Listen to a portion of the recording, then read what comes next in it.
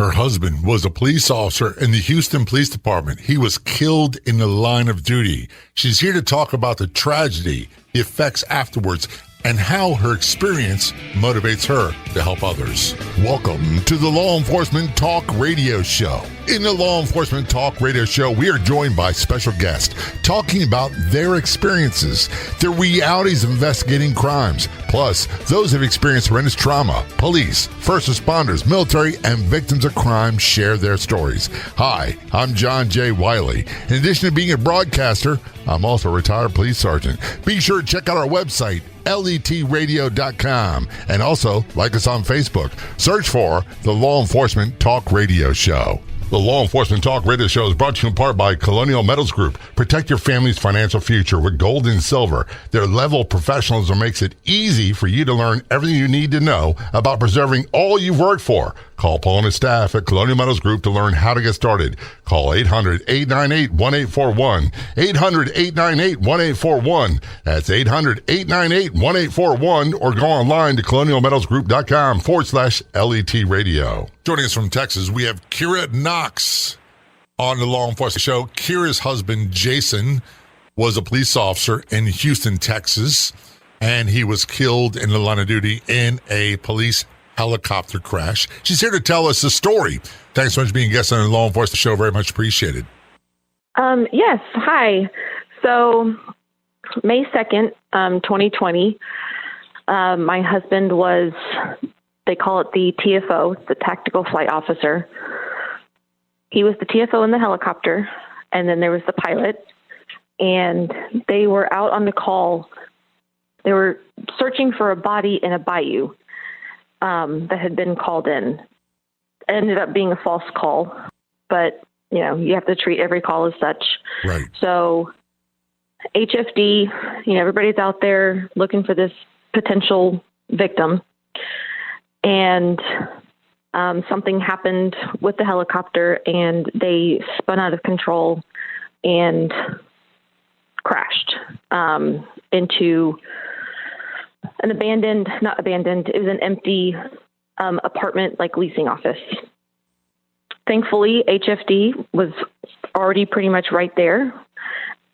There was no smoke. There was no fire. Nobody really saw it happen, like law enforcement, first responder wise, until they got flagged down. And they were kind of confused because they had just seen the helicopter flying around looking for this person, and all of a sudden it's not there. So they drive around and they find it, and they start, you know, the whole extrication process. And my husband was on the right side of the helicopter, so it's like a car. The driver's on the left and the passenger's on the right. Right. So the way it had fallen was on the pilot side. It took about 10 minutes or less to get my husband out. He was alive. He was stable, conscious. And they transported him, they flew him to Memorial Hermann.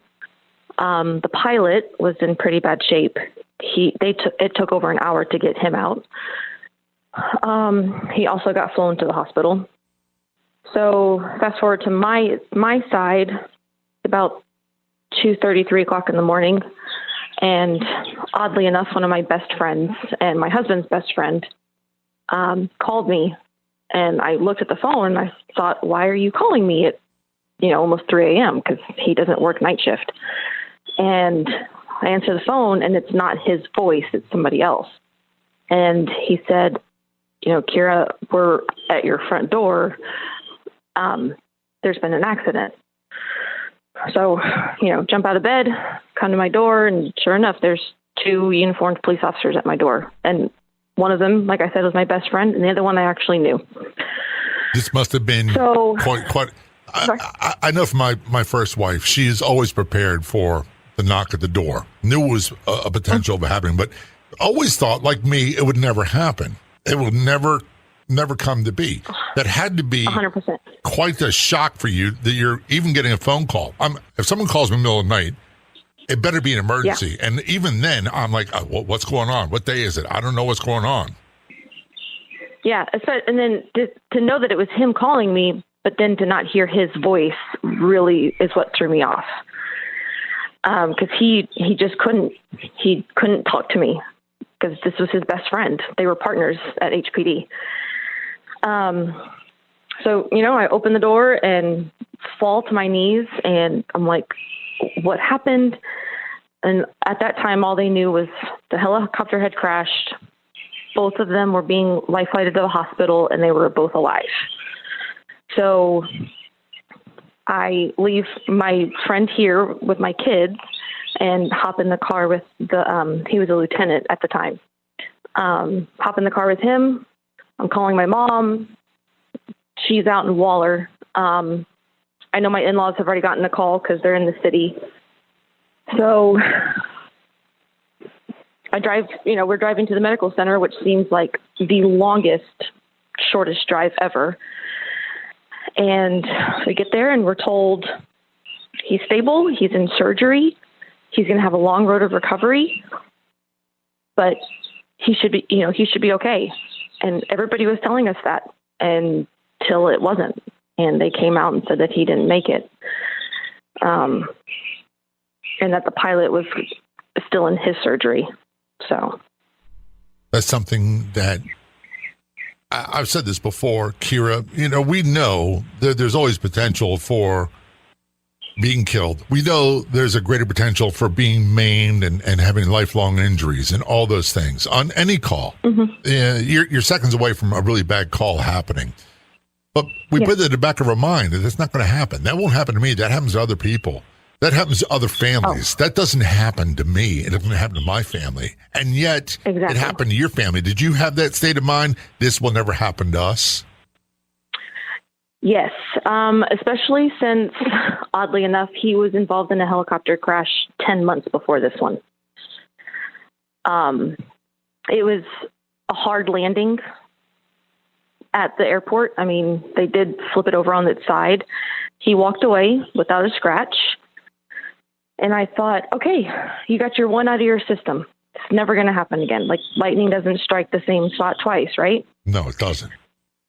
And he had also flipped a patrol car years before that. So I always thought, okay, you're in the helicopter. You're safer in the sky than you're ever going to be on the street. That's exactly what I was going to ask you. We are talking with Kira Knox. She is a survivor of fallen Houston Officer Jason Knox.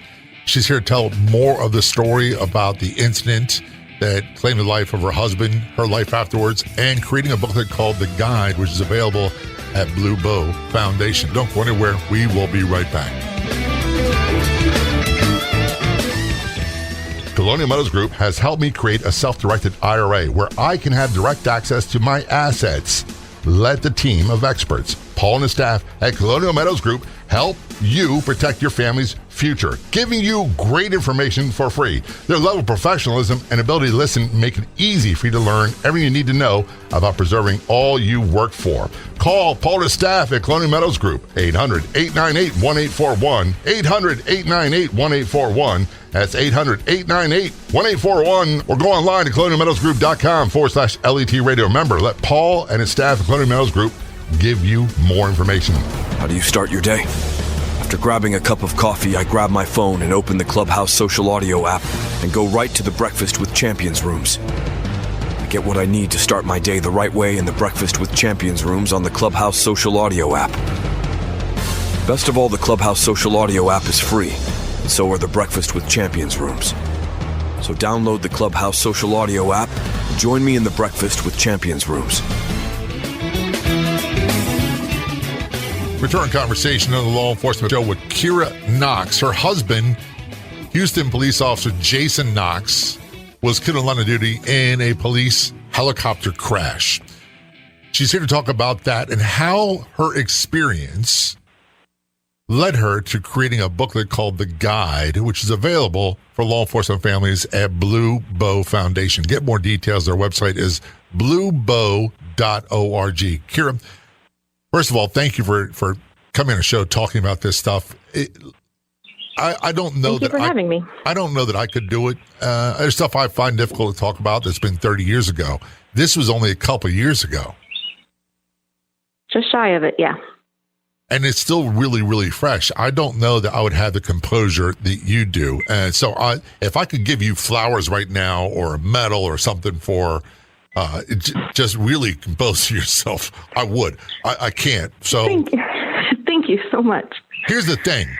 When you said before we went to break, hey, he's in a helicopter, he'll be safer than he will be in a uniform in a marked patrol car on the streets. I get that. Yeah. That would be the normal thought process.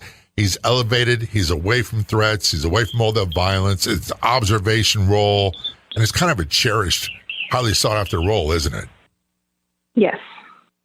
In my department of Baltimore, it was really difficult to get that job. They're really difficult. By the way, I'll tell you a quick story. I don't know how true this is, but they had training when you'd have a new flight officer, not the helicopter pilot, the new flight officer, they would get their spouse involved in it. And there was a training, a new officer, and they said, now watch this car. And next thing you know, he's watching the car, he's giving directions, they're doing trial runs, and the car goes to his house and his driveway. And guy gets out, walks to the front door, knocks on the door, and he's losing it the whole time. And all of a sudden, his spouse comes out, and they both look up in the sky and wave at the helicopter. And it's like, yeah, we got you. Oh, my goodness. Yes. They're a fraternity. The whole police family really literally is a family. But the flight officers, they are a different breed altogether. Is that a fair assessment? Oh, absolutely. Yeah, kind of tangent. After my husband died, another one of my friends reached out to the Los Angeles Air Support Division and told them the story. And my husband and I loved LA. We just loved to visit there. And LAPD made him an honorary member of their Air Support Division. And I have this huge plaque. And then last year, I got to go and thank all these guys, and then they let me go on a ride-along in their helicopter. And you went in the helicopter? So, I went on a ride-along in their helicopter. I don't know if I could do that. I don't know if I could do that on a good day without anything bad happening. Yeah. And you've already been through the worst of the worst. Yeah. I can't go in the blue one. The blue one that HPD still flies on the most regular basis. The one that crashed, I can't get into one of those. But the bigger, safer, newer one, I've gone twice. So good for you. We'll see. I want to go back. You found out there was a knock at the door. You made it to the hospital. Did you at any point think that, hey, this is really, really bad? Or you're like, how bad are the injuries and how long will the recovery be? And how much is the pain going to be? I guess I was thinking, I can only go off of what they were telling me. And the entire drive to the hospital, no, they didn't have any information. And at that point, things had started popping up on social media. So I was seeing pictures and I'm thinking this is bad, but I also have to think, well, he's done this before and, they're training. Maybe this was just a hard landing and he got jolted a little bit. I mean, never in a million years would I have thought that it was going to turn into a fatality. Even when they told me that he didn't make it and the pilot did, I was like, no, you have to be confused. Like, this can't be him. And I didn't get to see him until after he was gone. And they had taken him to a room and had cleaned him up. And that's when I was like, okay, this is really happening. Something about seeing your husband on a hospital bed with a flag draped over him, just that will be an image burned into my head forever. Yeah, I don't think I'll be honest with you, I didn't know your husband. I saw pictures of him, and I remember, until I saw a photo of him, I didn't remember the incident until I saw a photo of him, and it's like, oh, yeah, I recall that in the news. I'm in Florida, so it's a long ways away. However, seeing the flag-draped caskets at the funerals still makes me tear up because it brings back so many memories of really bad things. And I can appreciate your statement that seeing him like that you'll never get that image out of your mind. No. Oh my goodness, this is a hard conversation. I'm getting all teary-eyed, and I suspect you are too. So I want to change directions a little bit. One of the things I had a problem with, and we were trained on everything. I mean, you name it. They trained us on everything in the academy, yearly in service, the senior officers, you name it, death notifications. The one thing they didn't teach us was how to talk to the survivors of those killed in line of duty. You know, we know to show up at the hospital. We know to do the things we're supposed to do. I remember when a guy who worked for me, I transferred a couple months later, he was killed. And when I found out I was working, I took the night off and I went to his wife's house, their house, and I just broke down. Since that day, I've had no idea what to say, and I've been a world-class coward. It's like, I don't want to talk to them because I'm afraid of making it worse. And did you encounter that? Yeah, a lot. I mean, you know, instinctively, everybody wants to ask you, are you okay? And then they immediately put their foot in their mouth. Because no, you're not okay. Like, even 2 years later, I'm still not okay.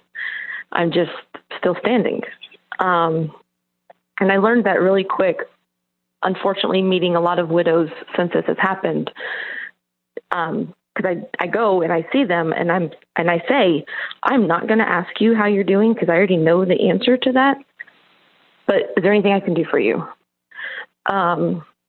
Because people just really, truly do not know what to say. I'm so afraid of, and I would be the world-class idiot who would say the wrong thing. I really would. And not mean it, then afterwards going, kicking myself if I could. What is wrong with you, you stupid? Yeah. And just going, here's what Kim said to me. That's her name. She said, listen, you can't make it worse. The worst has already happened. So talk to me about football. 1,000%. Talk to me about dancing. Talk to me about fishing. Talk to me about racing. If we want to talk about Will, I'll let you know. We'll talk about him. If we can't, I'll let you know. Just don't be a stranger and don't abandon me. Don't stop talking to me. So I kind of did the same thing. I told all of my people and my friends, don't treat me any differently. Don't walk on eggshells around me. Don't not talk about your husbands because mine's not here. Just the worst thing you can do is treat me differently because of my circumstance. Just keep being who you are and, just don't act differently about it. When you go on with life. Just because mine came to a halting stop doesn't mean yours can't keep going. It came to a stall. The life as you knew it came to a halting stop. But you're using that to help other people. We'll talk about that in a moment. One of the things that I keep getting in my mind is the vision of going to the hospital and there being literally hundreds of police there. Was that the situation for you? Yes. So if you remember, COVID had just kind of was getting serious then. Hospitals had just started to do the whole mask thing. I was not wearing one. There was no way. None of us were wearing masks, but I do remember getting escorted, down the hallways. And once I got to that room where he was, it was, the command staff, our friends, other people from the division. His parents were already there with me. And we're going to take a short break on the note. We're going to return that conversation with Kieran. Don't go anywhere. We will be right back. I believe in having a substantial percentage of my financial future secured with gold and silver. Contact Paul and his staff at Colonial Metals Group to learn how to protect your financial future at Colonial Metals Group. You can set up a safe and secure self-directed IRA where you can access your funds, your assets, no matter what. Call 800-898-1841, 800-898-1841. That's 800-898-1841, or go online at colonialmetalsgroup.com/LET Radio. I start my day a couple of times a week with the Breakfast with Champions rooms, which are free, and on the Clubhouse app, which is also free. I get motivation, guidance, and inspiration from my personal and professional life. Plus, I get to interact and even ask questions from celebrities, all in the Breakfast with Champions rooms in the Clubhouse app. The app and Breakfast with Champions is free. Download the app today, and I will see you in the Breakfast with Champions rooms on the Clubhouse app. Return conversation with the Law Enforcement with Kira Knox. Her husband, Houston police officer Jason Knox, was killed in line of duty in a helicopter crash. He was a flight officer. And when we left before the break, you're talking about being in the hospital, family members there, command staff were there. Is that when you got the word, Kira, that he had passed? No, it was just before that. They had come to tell me that he had not made it and asked if we wanted to see him and that they were going to take him to a place that we could go and get him cleaned up. So I had to process that in the hallway, still not really believing it, though, hoping that they were wrong. And then walking down the hallways, getting escorted up to that room, that's when it really, truly sank in, because he was just lying there. How does one remember to breathe when that's going on? I don't. Were you doing any of that I call plea bargaining with God or someone else or whoever it might be? Hey, don't let this be the case. Let it be something else. I'll do this. I'll do that. I'll do anything. Oh, 100%. Yeah. The entire time I kept thinking, how am I going to do this? I have 2 children at home that are still sleeping, have no idea what's happened. They were 5 and 3 at the time. And yeah, there's still kind of a love-hate relationship with him right now, just because I don't understand why. Just if based on, the crash, you'd think it would be the other way around, or both of them, or it should have been neither of them, to be honest. But yeah, there was a lot of pleading with him. Here's the thing that and I don't have a point of reference. I could tell people there's an old saying, and I say this all the time: time heals all wounds. And for me, that's not true. I just get more used to things. There's life before. For example, there's life before my father got sick and died. There's life after. And there's nothing that makes it better. It just is what it is. I've become more accepting of it. Having said that, I sit here and think, my wife and I have been married now 21 years, been together 25, and I have these visions on my mind. I know she does too, of what our life is going to be like. And I'm jokingly saying when I'm a geezer, I'm already there. When we're in our 70s and 80s, and what our future is supposed to be, there has to be a feeling for you that was stolen from you. Oh, absolutely. So Jason and I started dating when I was 17, in 2005. I was still in high school. We dated for several years, got engaged, got married. We got married in 2009. We had our son in 2013, and then our daughter in 2017, or 2016, I'm sorry. So, we were it. We were the power couple. We had everything. So we were together for almost 15 years. So yeah, my whole life got ripped away from me, because now I'm here trying to do this by myself. And as weird and, odd as it may sound, I'm only 34. I'm too young to do the rest of my life by myself. Deep down, I know that I'm going to have to find love again. And that's the scariest thing. Yeah, don't even get me started on that conversation. I have no idea where to begin on that one. I'm serious. Look, me either.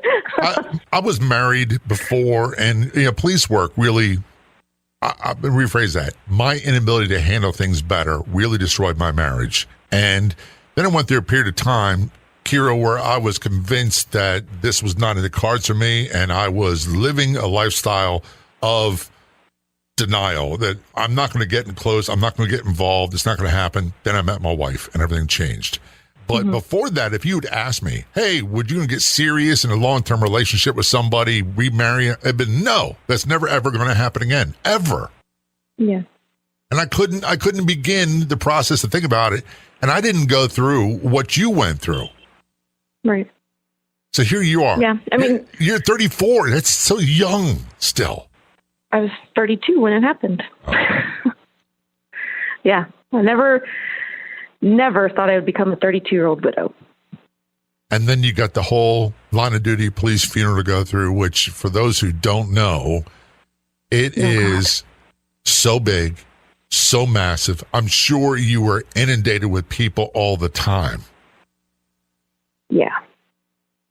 How would you describe that experience? So being a first responder myself, I have been a dispatcher for 15 years. I've done police, fire, and EMS.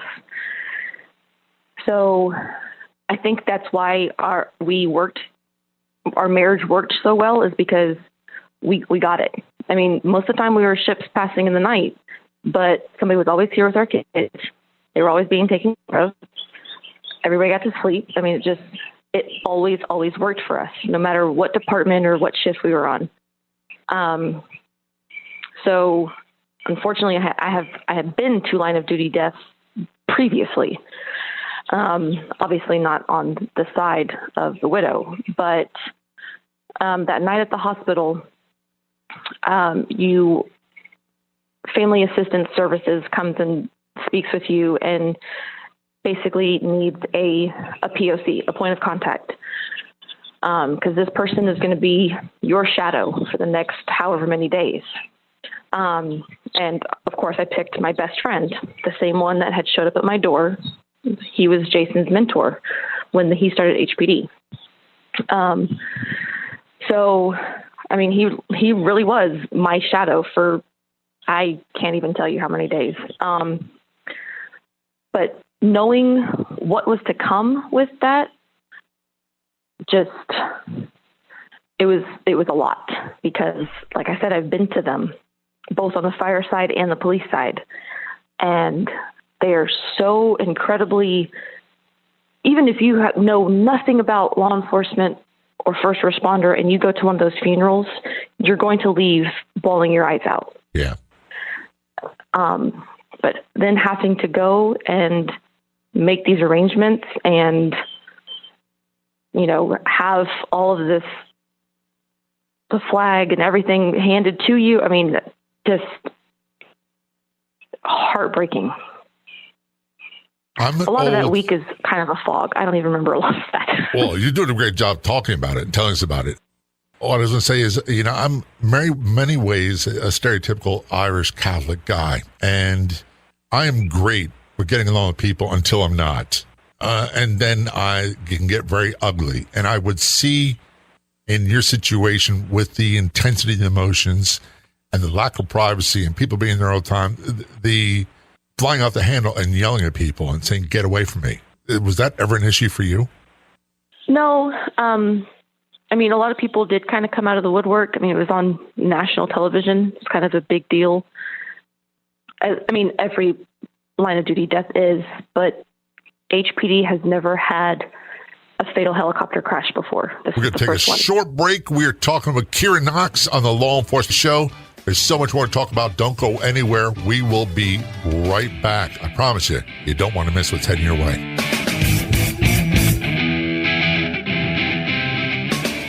One of the questions I get all the time, why are you always promoting the Law Enforcement Talk Radio Show Facebook page? Well, because there's no better place on Facebook. That's it. It's simple. Everything about the Law Enforcement Talk Radio Show and podcast is right there, including great photos, stories you'll want to see, you'll want to share, memorials to law enforcement officers who are killed in line of duty, all that and more. Plus, old episodes of the show can be found on our Facebook page. Just do a search for Law Enforcement Talk Radio Show on Facebook and be sure to click like and or follow. We'll see you there. Return conversation on the Law Enforcement Show with Officer Knox. Kira's husband, Houston Police Officer Jason Knox, was killed in a helicopter crash on line of duty. He was a flight officer, and this was just a little over 2 years ago. And she is talking about the death the police funeral, her life after, and how she took that and her experience to create a booklet called The Guide for the Blue Bow Foundation for Law Enforcement First Responder Families. Get more details online at bluebow.org. That's BLUEBOW.org. I know that you said earlier you had two small children at home, and they were totally unaware that, this is going on. There had to come a point where you came home and you had to let them know. How does one even start that conversation? I don't know, but I got home about 7 a.m. that morning from the hospital. They were still sleeping.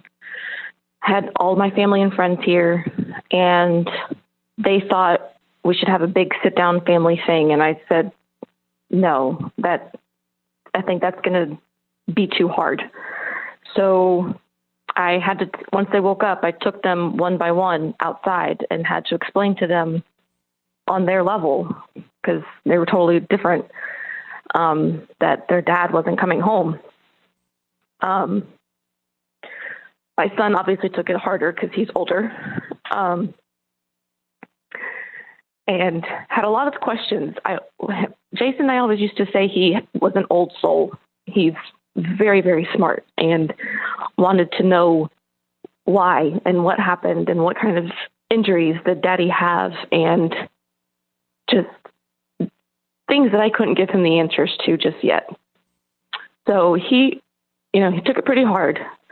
My daughter, she was only 3 at the time, so it didn't really sink into her. She just was like, okay, he's gone. He's in heaven. And they still have their moments every now and again. But eventually she's going to not remember, because she just turned 5 in November. And eventually a lot of that stuff is just going to fade away, which I don't know if it's going to make it easier or harder. But she'll have, tons of pictures and memories and all the stories. So that's tough. I really got I'd love to have some sort of comeback that would make it all better, but I know I'm not God. I don't have those answers, and I'm really incredibly sad that you and your family had to go through this. But I'm also very grateful that you are talking about it, because quite often we never hear. We don't get a chance to hear from the survivors of those. And you were 32 and you're widowed and you never saw this coming. You've got 2 young children home. You're trying to let them know. And then it's like, all right, we get through the police funeral, which is, we could do a show about that alone. And then all of a sudden people probably start falling away. They have their lives. They're busy. They have their families. Did they just start dropping off? You really do find out who your true friends are.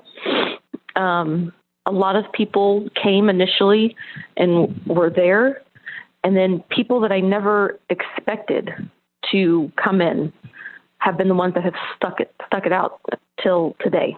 I mean, just the groups of people that I have, the tribe, the village, because it literally takes a freaking village. I could not be more blessed on that. I have so many people that I could literally call, and they would, at the drop of a hat, would come running.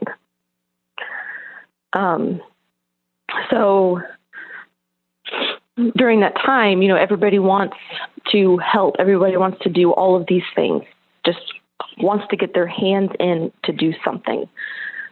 Mow your yard, bring you 100 meals, feed an army, take care of your kids, take care of your pets. And going through that situation, nobody knows all that information except me, but it's all over the place. And months have gone by, and I've met other widows who have gone through the same situation. And they come from a smaller department where they don't have the help and the services that HPD provides. So then they're left with doing all of this paperwork and their benefits and everything by themselves, because they literally don't have anybody. So we kind of went off of that with the guide because there's so many people that want to come into your house. And this is a safe place that you can fill out everything that's pertinent in regards to you and your spouse and your family and your household, that you can provide that information with anybody that needs to help. If you have one person that can just take over that guide and, divvy out tasks or whatever for everybody. But we tried to think of everything as my experience. My front door has a door code.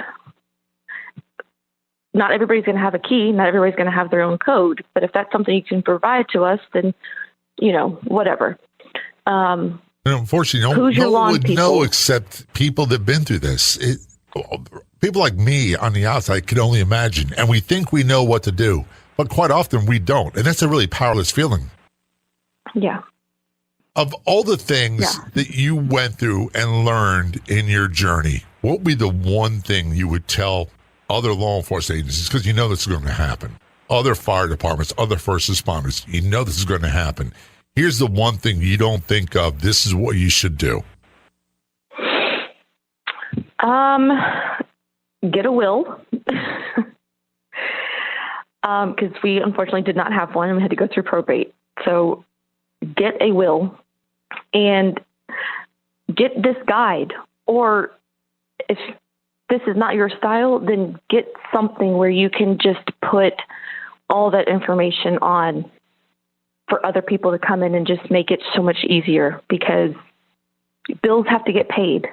Your children their lives have to go on. Your lawn, your house, your car, your pets, everything still has to keep going.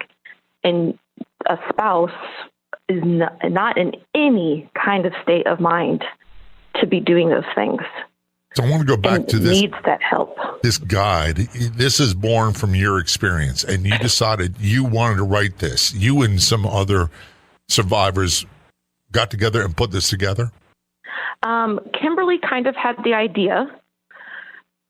She's had this dream and this hope for it, and she actually did the basis of it, and then I came in and added a lot more to it from my experience. Kimberly was on the show quite a while ago. A great episode, and it's about the birth of Blue Bow Foundation and what they do. So you're heavily involved in writing this guide, and this is something that every first responder family should have. Yes. Is it available online? Where can people get more information about it? Yes, if you go to our website, bluebow.org, and go under shop, you can get, for $5, you can get a PDF version. So you can literally just click the link, download it, fill it out, print it, keep it wherever you want to. Or for a $25 donation, you will get a hard copy and a binder with tabs and extra pockets and things for business cards. I probably have a business card stack of a good 4 inches from everything that happened, because here's my card, here's my number, call me if you need anything, all across the board. So well, I was going to say, you got my name and my number. You can call me if you need anything, but I don't know what to do. Even at this stage, I have no idea what to do. And I'll be honest with you. I don't know. But, even just the offer means so much. And I hate to say this. You've experienced the worst of the worst from the first responder's spouse end. Are you available to help others that are going through this? And if so, how would they get in touch with you? So, I'm the director of social media for the Blue Bow. I had gone to events and stuff hosted by the Blue Bow years previous. And then when my husband died, they came in and did amazing food, donations, just everything. They were absolutely amazing. So can they get a hold of you right through this social media for Blue Bow? On Facebook, you can message us or email, but yeah. And their website is bluebow.org. Kira, thanks so much for being a guest on the show. So very much appreciated. Thank you for having me. A huge thank you for listening to this episode of the podcast version of the Law Enforcement Talk radio show, by the way, which is a nationally syndicated radio show. And we broadcast on over 115 radio stations across the United States to more than 44 million combined population. If you like our show, there's two simple things you can do. Go to our website, letradio.com. Add your favorites. Check it often. You can find episodes of the show right there. And the second one involves our Facebook page. It's so easy to find great content, including past episodes of the show. And when you see something that you like, that resonates with you, be sure to share it with your friends. We'll be back in just a few days, another episode of the Law Enforcement Talk radio show and podcast. Until then, this is John J. Wiley. See ya.